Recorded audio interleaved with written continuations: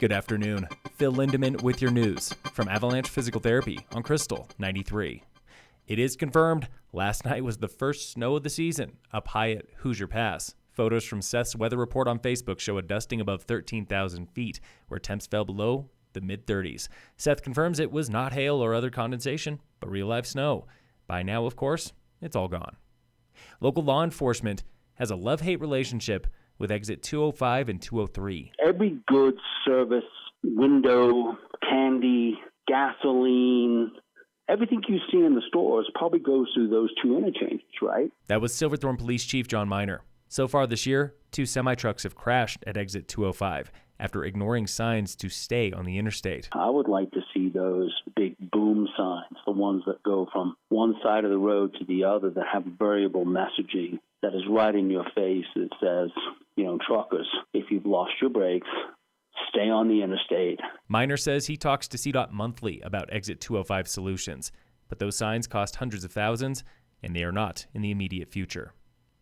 Summit officials have not heard from the disgruntled landowner at Quandary Peak Trailhead, where signs on his property accused commissioners of racketeering. The county sent him a notice last week saying the signs are too big and too numerous. They violate county code. All 30 signs are still there, and some online commenters sympathize with the man, saying this is a freedom of speech issue, and Summit is trying to squelch his rights. Summit Schools Superintendent Tony Bird released a statement today in the wake of pending felony charges against Summit Middle School gym teacher Leonard Grams. I want to reassure you that I've read the affidavit. I'm very aware of what's in there. I am now requiring an HR audit, in other words, an audit of our human resource processes, and I am requiring all employees to complete the mandatory reporting training. The police affidavit shows the mother of one student believes her daughter was being punished for multiple interviews over several months while Grams continued teaching. Grams is due in court next Thursday. Superintendent Bird was recently in the Krystal studios answering questions about COVID protocols. The general feeling among superintendents in Colorado is that we're probably not going back to masking as we start school. He says there are also no plans locally for hybrid learning this year, but that could change if public health recommends it. This week on the State of Summit. Summit County, when you look at the topography and how we're situated, it's kind of like one of those bad scenarios in a FEMA class that they throw at you to try and make you think of all of these different things. That was Brian Bovaert, Director of Emergency Management for Summit.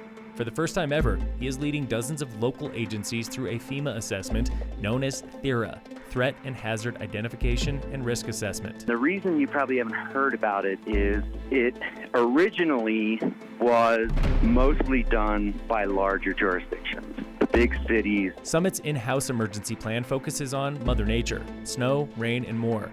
THERA digs deeper into human threats. He gives the example of a regional 911 outage from 2019 caused when a farmer accidentally hit an overhead data line. If a farmer can accidentally do that, what could somebody with ill intentions and a little bit of knowledge do? Bovaert believes this THERA plan will make Summit more resilient, and he knows it makes the county more competitive for FEMA grant money. Tune in again next week for the State of Summit on Krystal 93. Local fire danger is low today, with no fire restrictions here in Summit. In sports, the Rockies play the Cardinals tonight at 5:45.